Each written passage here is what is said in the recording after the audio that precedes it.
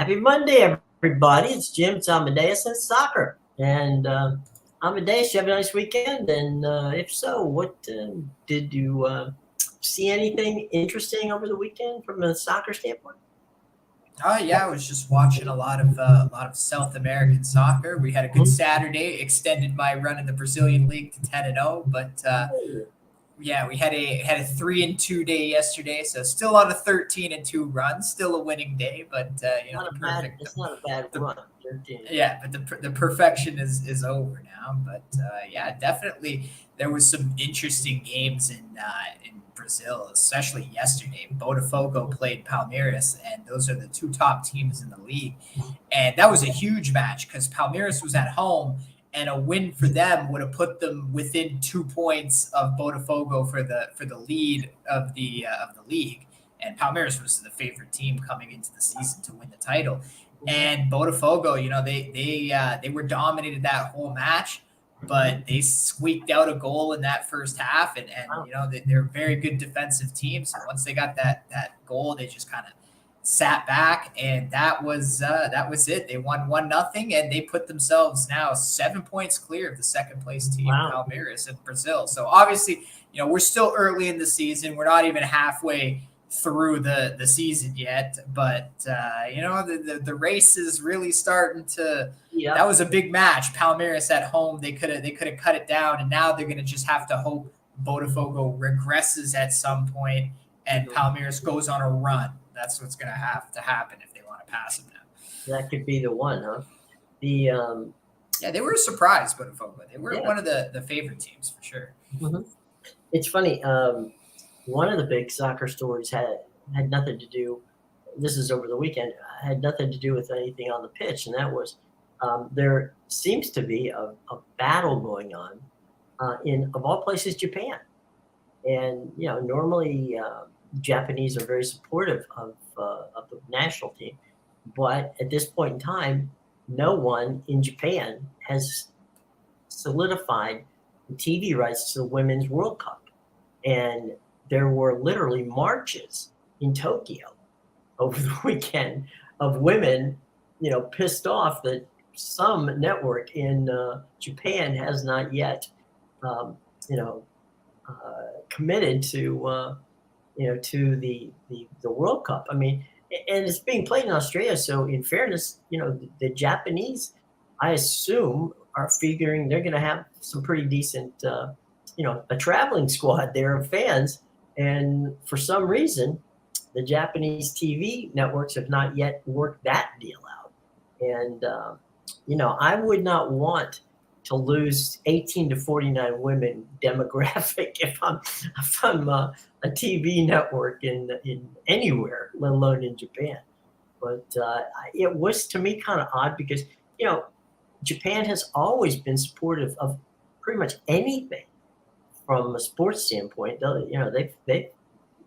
look like the ESPN of Asia over there. I mean, they've got every sport in the continent, from our continent, their continent, and others airing, but they're still seeming to try. They're balking at what they're being what the amount of money is being offered for it. So I just thought that was fascinating that all of a sudden Japan is taking some hits from women's soccer.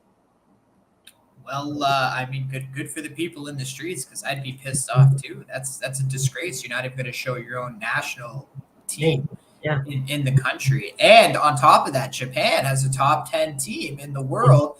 We're talking about really this is a team that's always a contender in the World Cup, and they are the last World Cup champions that wasn't the USA, because the USA's won the last two, and then I think it was Japan back in 2011. So and they beat USA in the final. So this is what I mean is this Japan team has always been good. They're a top team in the world. I'm absolutely shocked, especially when really, as for we've been complaining about the time zone because it's going to suck for North America and South America, but Japan is pretty much right on top of Australia. So as for timing too, the games are going to be in prime time for them. So absolutely makes no sense if I'm a Japanese network, get a deal done here. You got less than a month now.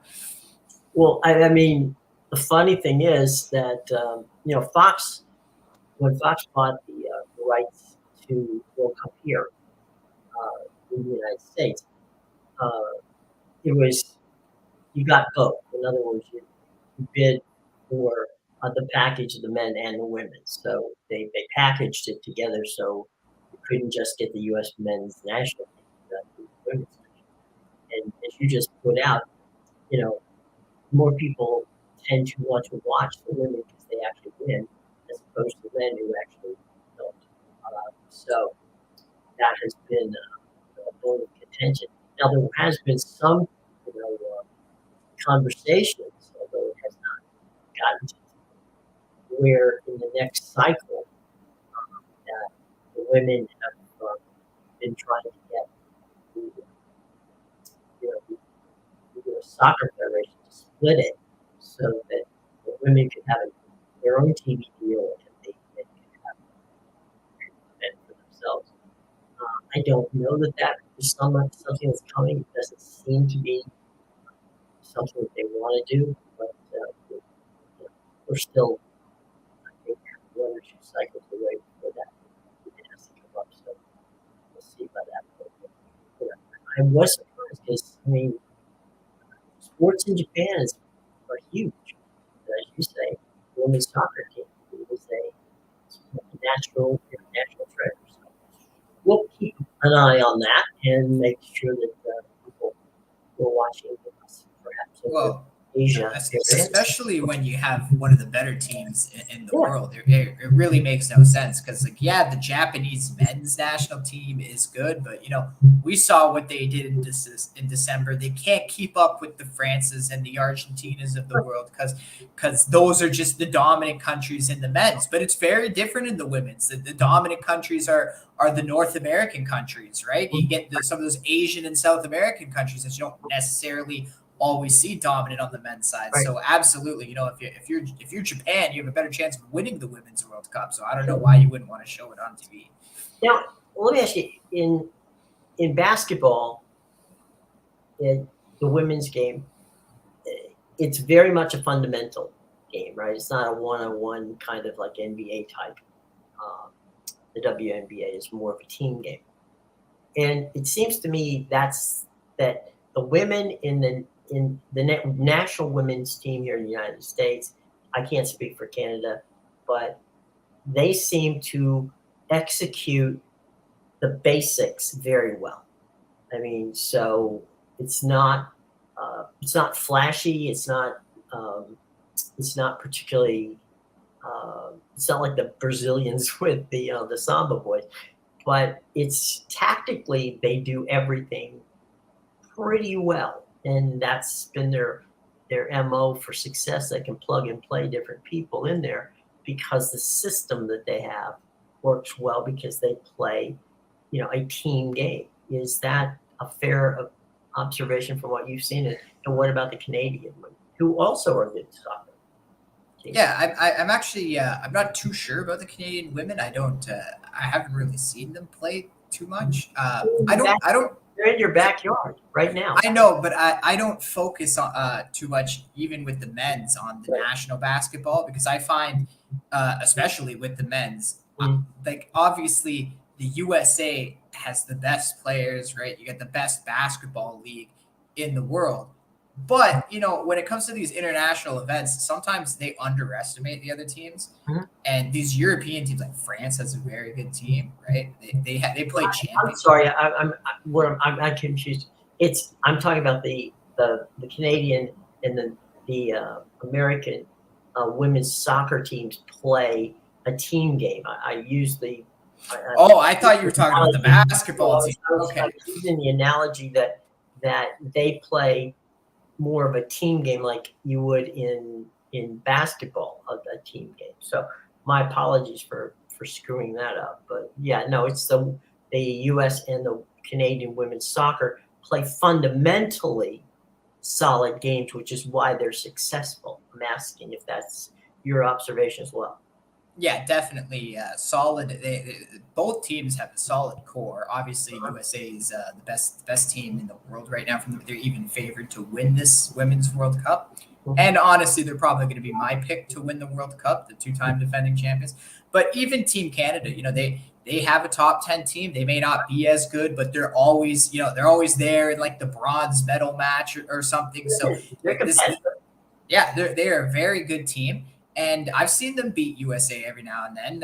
It doesn't always happen, but it does happen sometimes. And it's that rivalry, right? It lights that fire in them. But absolutely.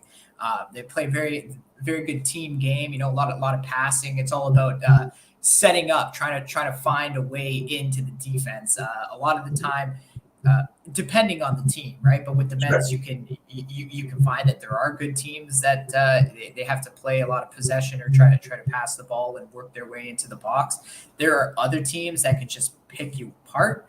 And I think also USA is one of those teams on the women's side that they can just they have the talent and the speed where they can kind of just pick apart your defense like that. Canada, not so much, but yeah, definitely from a fundamental standpoint, that's probably the reason why Canada can compete with a team like the USA in the women's soccer, because they play those fundamentals well, and they play good strategy when they play, so they can get that win every now and then. But yeah, definitely, I would agree with that. Yeah, it's going to be fun to watch, and it's one of those things where the time difference is definitely a bad thing, but you're going to be seeing a lot of replays of games that you may or may not know the score of by the time it's played. I know that my nephew, who is stationed in Guam, he's works on this. He's the captain of a submarine over there, and he's in Guam. And that he told me the other day that he was visiting and said that when the Super Bowl is played over there, they DVR it, and then nobody tells anybody what the score was, so they can watch it because that comes on at such a ridiculous time. Because right now in Guam, it's almost what time is it here? It's 3, so it's about 4:00 tomorrow morning in Guam. So it's almost it's past midnight, and so now it's Tuesday there. So it's going to be an interesting situation to be sure with regard to the thing, but there's only a 3-hour time difference between Tokyo and Australia. So, that shouldn't be such a bad thing when we're talking about the women's game. But and good on the Australians and the New Zealanders who will be hosting the game down there. So we'll see how that ball works out. I was just looking at the schedule for this week, and there's a lot today. There's not much anything. There's some CONCACAF games. Anything fancy that you? There's a Brazilian game, the Argentina game. Yeah, Mondays usually suck from a sporting standpoint. Even the MLB only has 6 games today. Yeah. The Brazilian League only has 1, and Argentina only has 1. But a big reason for that is because starting tomorrow till Thursday, they're going to be having Copa Libertadores and Copa Sudamericana, and it's the last round of the group stage. So definitely some important matchups going down tomorrow through Thursday for sure. So, well, Wednesday, I should say, is the CONCACAF Gold Cup matches. Jamaica and Trinidad and Tobago is the first game, and the second game is St. Kitts and Nevis versus the United States. That's the 9:30 game on FS1. Both those games are being played at City Park in St. Louis. It's a small venue, but it's a nice venue to watch soccer. You can really get a feel for being right there, and that's kind of cool. The National Women's Soccer League Challenge Cup, speaking of what we were talking about before, the Orlando Pride takes on New Jersey and New York Gotham, which I thought is kind of a cool name. Angel City FC, which is of course Los Angeles, taking on San Diego. You got Portland taking on the Oregon Rain. So that's kind of cool. USL is Oakland and Rio Grande. And so, yeah, then there's the Super Chinese League and the UEFA Under-21s, which you've said you have a somewhat disdain for them. Yeah, it's not a disdain. Like I said, it's just it's more so that trust me, if you're any good, yeah, you're not playing. You are playing for the national team, okay? Yeah, Mbappe was playing for France. Okay, he was playing in the last, not this December one, but the one before that. He was on the World Cup team, and he was 19. So, all right, he's not playing on the U21 France team, that's for sure. So, like I said, if you're any good, you're playing for the national team, and that's why not wasting your time on the other stuff. Yeah, the U21s really they're just B players. There you go. So it's just to me, I think that it's going to be fun to watch some of that stuff and to see just where things go. You said we've got a situation where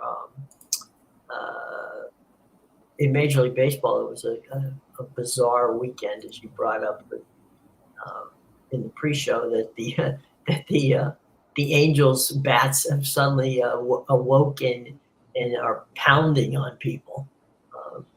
It's been a wild season, but the Texas Rangers are still there.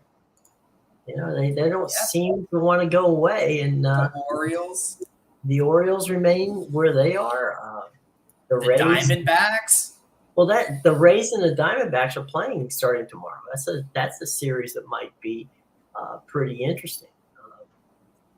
The Rays have been human away from the Trop, and we know what the Diamondbacks have been on at home. So that's going to be a fun one, and we'll see how that plays out. It's but like we were saying, Texas. Texas is usually, this is the time of the year when Texas decides, okay, we've teased you enough, we're going to go.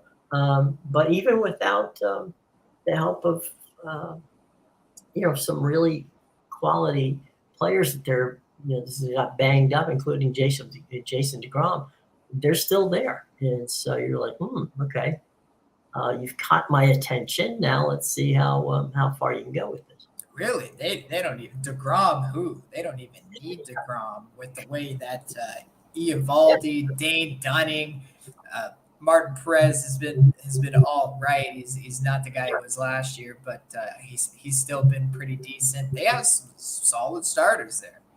Yeah, 100%. And you look at them, and they got bats, so they can whack and do quite well. And we got the All-Star voting, and you can submit one ballot now until Thursday, and that's when they lock it in. But I was just going to try to look at the vote leaders, and let me see if I can get this to come out.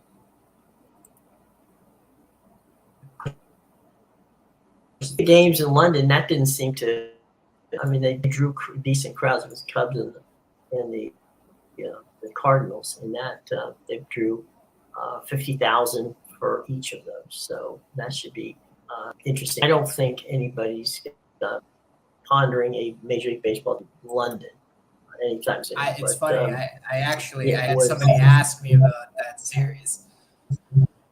And they were wondering why there were so many Cubs and Cardinals fans at the game, because it looked like there was like a big group of each, and I had to explain. Right. I said, well, they're playing at a soccer stadium, so they likely seated them the way they seat soccer fans. Like there's a Cubs section, right, and a Cardinals section, right? Which probably figure out, okay, what's that? So here's the top vote getters overall. Shohei Ohtani. Well, that's a stunner, right? What a shot! But he doesn't have the most votes. the most votes for the top vote getter overall is Acuna Jr., of the Braves. He's got 3,808. I'm sorry, 3,082,600 votes, while Shohei Ohtani has 2,646,000 votes. And now they're phase two, so basically they start over from scratch, and then you say, okay, who do you want? American League catchers is Audrey Rutschman of the Orioles, and Yonan Heim of Texas. First base is Vlad Guerrero Jr. of the Blue Jays, and Yandy Diaz of the Rays at this point. Second is Stroman of the Rangers, and Whit Merrifield of the Blue Jays. By the way, the Blue Jays have a position player at every position that the fans have voted for. So good on the Blue Jays for having one. They usually do, though, and you got to remember, because it's the only Canadian team right now. That's a good point, There's a chance you could be encompassing all of Canada as the fan base. I mean, probably not, because I don't know how the fans are more out on the West, but there seems to be a lot over there too when they go play Seattle. So definitely the fan base is large, and they usually do stack the voting box. That I last year it was the same thing. It was like a player. It was almost the whole Blue Jays starting lineup almost made the All-Star team, and I was like, what's even the point then? And so we got Josh Young of the Rangers and Matt Chapman of the Blue Jays on third base. Shortstop is Bo Bichette of the Jays, Corey Seager of the Rangers. Outfield is Judge, Trout, Arozarena, Alvarez from Judge hasn't even played in 3 weeks. Right.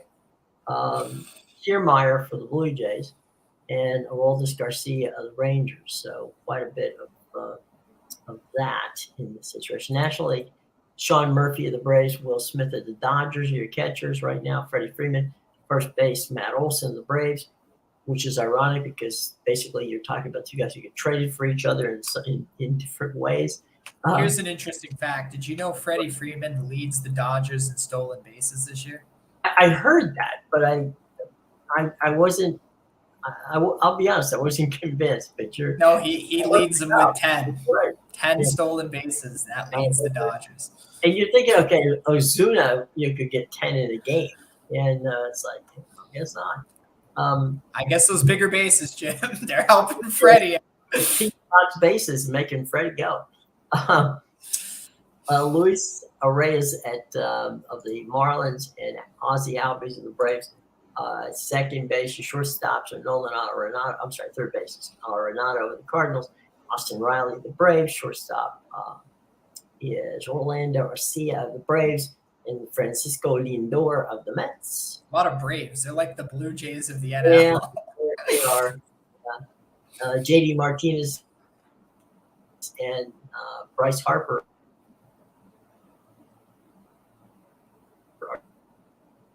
Carroll, Lourdes Gurriel of the Diamondbacks, and Michael Harris of the Braves are your potential. Lourdes Gurriel, the ex-Blue Jay. Yeah. Mm-hmm. Yeah. It counts. The Blue Jay from last season. We even got one in the NL. Oh, there you go. Look at that, Jim. You just, there's Blue Jays scattered everywhere. Just need Rowdy Tellez to wake up on the Brewers. Yeah, there used to be Gillette used to put out ballots where you would go, to your local grocery store or your local pharmacy, and you would be able to grab a ballot, and you could vote, right? And so you would see the Reds fans in Cincinnati back in the old days of the Big Red Machine, and you'd see them, showing up with 400 ballots and just, shoving them in the ballot box. When you're talking about stuffing the ballots, it was there'd be a lot of people who would take advantage of that. Hey, we got Bill here today. Bill, how you doing? What's up, guys? PM, if he likes Salvador, Panama tonight, he gets Mexico and Haiti last night. Thanks. All right. What do you think of El Salvador and Panama? Yeah, the Gold Cup is a little bit tough for me. I got burned the other night in the Gold Cup, and I don't know. I don't know if I really like either of those matches just in general. Like I didn't really look into them. I'm gearing up for the Copa Libertadores this week. Mm. So yeah, definitely not looking at the Gold Cup too much. I you know I don't know, El Salvador and Panama. Um, Well, El Salvador is playing Martinique, uh-huh, and Panama's playing Costa Rica, and Costa Rica was in the World Cup, so right. they are one of the better Concacaf teams, but they're also Panama's favorite in the match. And I assume it's going to be on a, like I said, I haven't looked into it, but I assume it's on a neutral site in the U.S. Right. because I know the opener was at Soldier Field, and you said those games on Wednesday were going to be at St. Louis. City Park. Yeah, Yeah. yeah. So it seems like I think the U.S. is hosting the Gold Cup. So Yeah. yeah, There'll be a lot of it's Panamanians really wherever they are, because here in the States we have a lot of Panamanian fans. So for them, I don't know how El Salvador travels, but I think Panama is going to have quite a showing. and that's the thing, right? Like they could since it's on a neutral site, right? If you get more Panama fans in there, then all of a sudden it could turn into more of a home game for Panama. But both of these teams, like, yeah, see, the under is super juiced in it. I think you'll be surprised. I What's will the be surprised if there's even a goal. It's about minus 200 in both games, the El Salvador and the Panama. So yeah, like they're expecting a low scoring game here. I wouldn't be surprised if it was 0-0 or 1-0. And usually, in these kind of games, I try to stay off those teams where I think they could win. But if I think it's gonna be low scoring and only like a 1-0 win, I'm not willing to lay minus 150 with a team like El Salvador on a neutral site. I don't care how bad Martinique is. It's just one of those things where I don't. It's not something I tend to do, especially when it's supposed to be a lower scoring one. torn on? Okay, he likes El Salvador. He's torn on Panama, but Yeah, I mean, the books totally agree, right? And it's Yeah. it's interesting because obviously Panama missed the World Cup, Costa Rica was Right. in it, and they're both Concacaf teams. So from Mhm. that standpoint, you would think Costa Rica would be a better team. But again, it's all about too, like what players like the game that burned me the other night. I was on USA to beat Jamaica in that opening match, and USA Mhm. just sat everybody after the CONCACAF Nations League win, which made no sense to me because the match was a week later.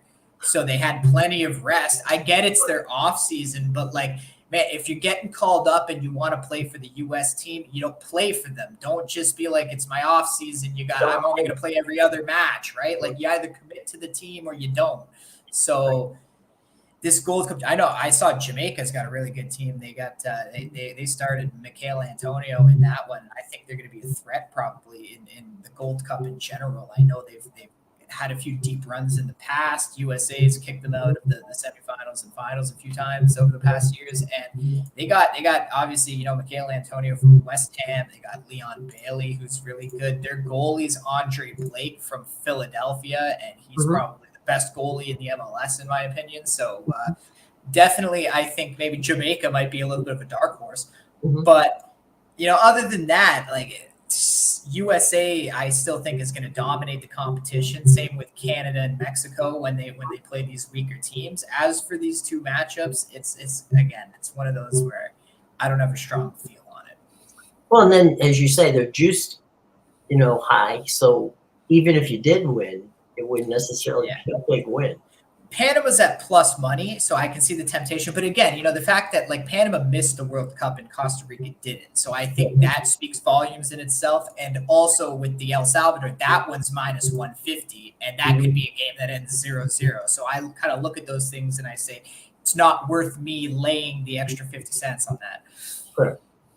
So, Bill, this might be a good night to take it off and look at something else, maybe a baseball game. Come back tomorrow. We'll talk Copa Libertadores. I will have definitely some opinions on those games, There you and go, Bill. even the Sudamericana I'll be looking at too. So Save your units for tomorrow, buddy. There exactly.